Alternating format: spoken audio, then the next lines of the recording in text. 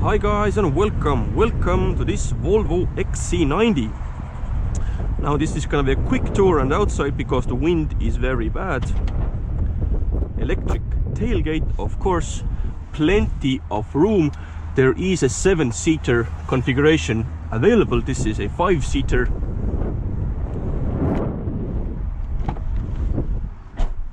Let's quickly look at the back. This is a very big car, so legroom is no problem whatsoever. This car is optioned with the panoramic sunroof, which is a must-have for this type of car, especially if you have a black interior. If you have a white one, it's not that necessary, but if you have a full black headlining, black seats like this R-Design version has, you have to have the panoramic sunroof. It just gives so much more light to the interior as a whole. Materials are absolutely great. There is a leather package on this car, which means all the places where you usually find plastic are covered with nice black leather. Very posh indeed.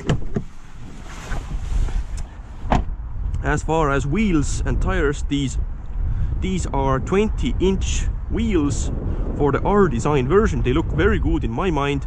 R-Design also adds these matte metallic gray mirrors. These really set the car apart, you know, from regular XC90s. 4 headlight design for your LED headlights. This car looks very good in black in my mind. It's just so bold and out there.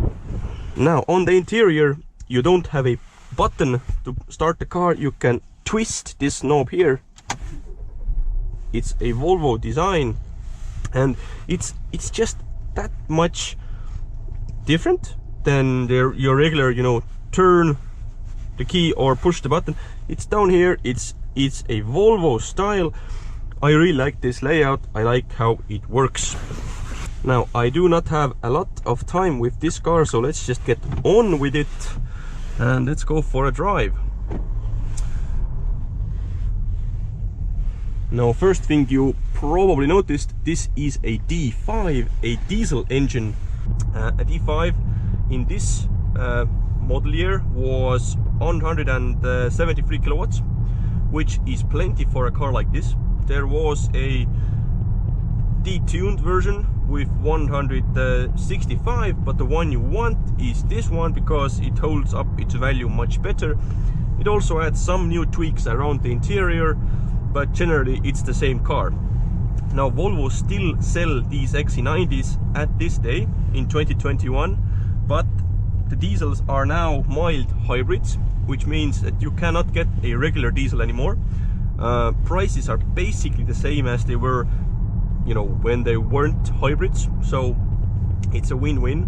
But this video is about you know, sort of pre-facelift versions of these XC90s. How have they lived up? How has the interior held up? What's the engine doing? Is it reliable? This is what this video is mainly about. Quickly about the driving feel. This is a big beast and power is decent for a car like this. You don't need much more because you rarely put your foot down to the floor anyway, so there is plenty of Newton meters of torque, and yeah, power is enough for most of the daily drivers. Steering wheel and the feel, well, it's not a BMW, but it's okay. I don't get a lot of feedback from the steering wheel, but this is a Volvo. It's a car for cruising, for longer journeys. You won't take this on a racetrack anyway. Gearbox is very smooth. This isn't a double clutch, which means it has a regular torque converter. It's reliable and it works absolutely brilliantly. I'm not gonna say the gear shifts are fast, not in any way, but it is smooth, and that's what you want in a car like this. Now, reliability, that's what you want to know, and Volvos have held up really well against the Germans, at least what I have heard. The competitors for this car, the X5, the Audi Q7, they have chain problems, lots of different different issues that will eventually be quite expensive to repair. I'm not gonna say this Volvo isn't without problems, but what I have heard, and you know, in my field, is that the Volvos generally held up better. Yeah, let's say up to 100,000 kilometers and more. Really, there are no problems, but you have to know. You don't have to worry about chain problems or rattling or, I don't know, different pumps or injectors failing on you. This is a fairly reliable car, and that's basically it. And that's also the reason why these cars have really held up in value. Used ones, which are, let's say, 3, 4, 5 years old, they are still like 40,000 euros or thereabout. Of course, you can find high mileage, cheaper versions for like under 30,000 euros. But in general, these are still 40, 50, even 60,000 euro cars. If you bought them new with really good equipment, you didn't pay much more than 70, so these have held up really nicely. And at least in Estonia, they sell very well because the insurance is normal. It's cheaper than a BMW, for example. They are very reliable, they are very comfortable, and it just offers you all the car you want on a daily basis. You can put your kids in the back.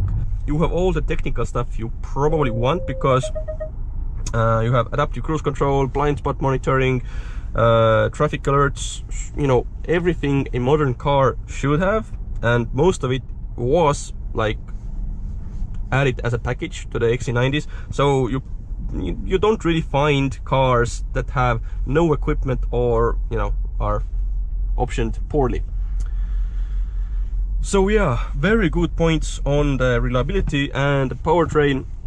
If it was my money, I'd probably go for the petrol, and to be precise, the T8 version, which is the plug-in hybrid.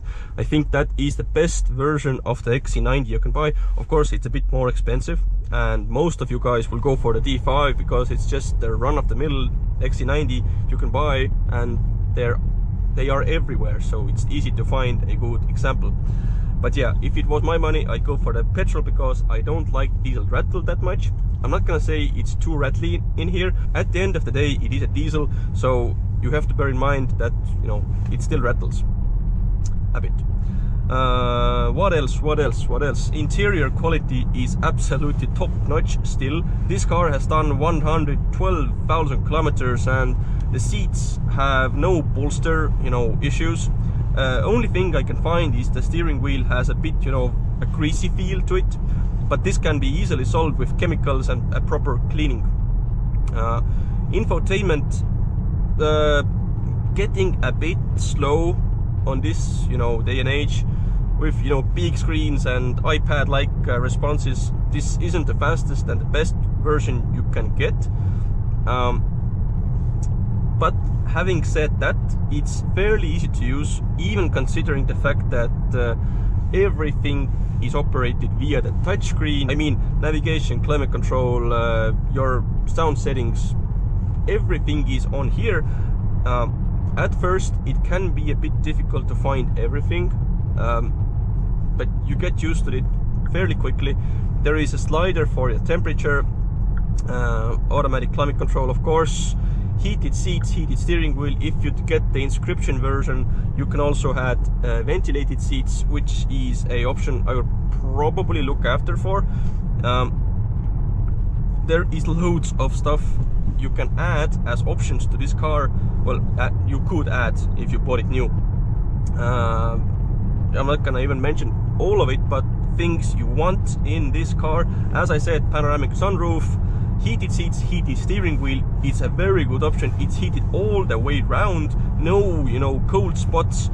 It's a soft leather, very nice to touch, great size for a steering wheel as well. So yeah, this is one to watch out for. But the one option, if you ask me what I was after, was the Bowers and Wilkins stereo. This is one of the best stereo systems I have heard in a car by none. It was an expensive option from new. It was something like 6,000 euros. but if you find a car that has this option, I'm gonna guarantee it will hold up its value better than the rest of those XC90s. So yeah, keep a look out on this option. Of course you want all the safety kits, but most of these cars have it anyway, so yeah, no problem. Fuel consumption, this car is averaging 8.3. I think it's fairly okay for a SUV. What I do feel, there is a tiny bit of tire noise coming from the 20-inch alloys and tires, but that might also be due to the fact that the tires are fairly large and they aren't, you know, brand new. So fit this car with new, you know, silent tires, economic tires, and you will get much better results.